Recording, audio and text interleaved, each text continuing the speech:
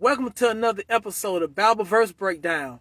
And tonight, we're going to be breaking down part 2 of Romans chapter 6, verse 14. I'm going to read the scripture first, and then I'll give more clarification about what Paul means about under the law. I'm at Romans chapter 6, verse 14, and it reads, "For sin shall not have dominion over you, for ye are not under the law, but under grace." So it really does sound like Paul is saying you ain't got to follow the law, but you under grace. That's a grave area that when the Christians read this, that they get no type of understanding about what Paul is saying. So let's get some more clarification about what Paul meant when he said ye are not under the law, but under grace. Let's go to Galatians, the 4th chapter. Galatians chapter 4, verse 21. And it reads, "Tell me, ye that desire to be under the law, do you not hear the law?"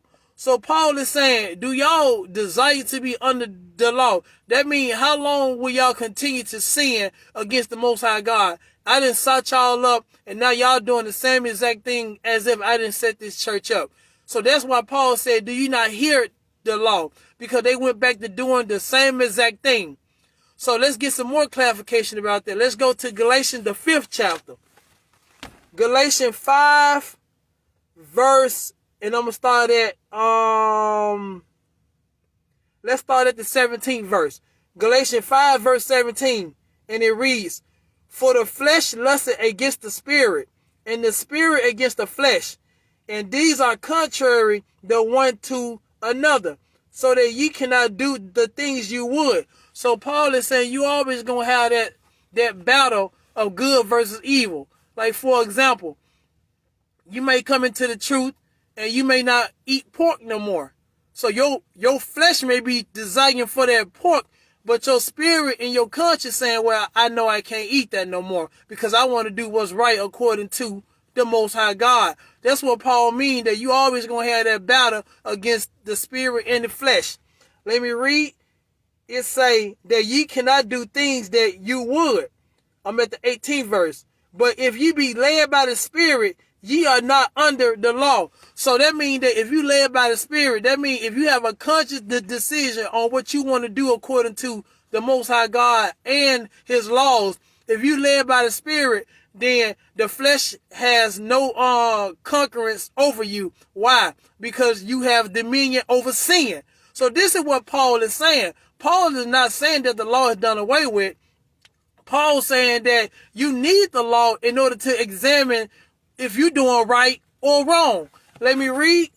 It say, "But if ye be led of the Spirit, ye are not under the law. Now the works of the flesh are manifest." So Paul is going to go in. Paul is going to go into some of the things that if you wasn't led by the Spirit. Let me read. It say, "Now that the works of the flesh are manifest, which are these: adulteries, fornication, uncleanness, lasciviousness." So Paul is going back to the Old Testament to let you know that what you're doing wrong according to the flesh.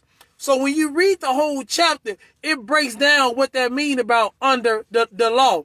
So when people bring out certain scriptures, you have to go back and you really have to do your research when you studying Paul, because Paul is very hard to be understood to the unlearned.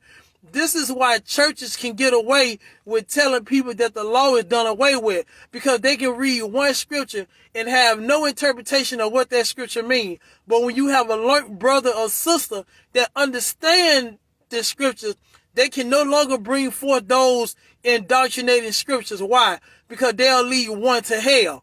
So I wanted to break that down so we can have an understanding about what that means. Appreciate it.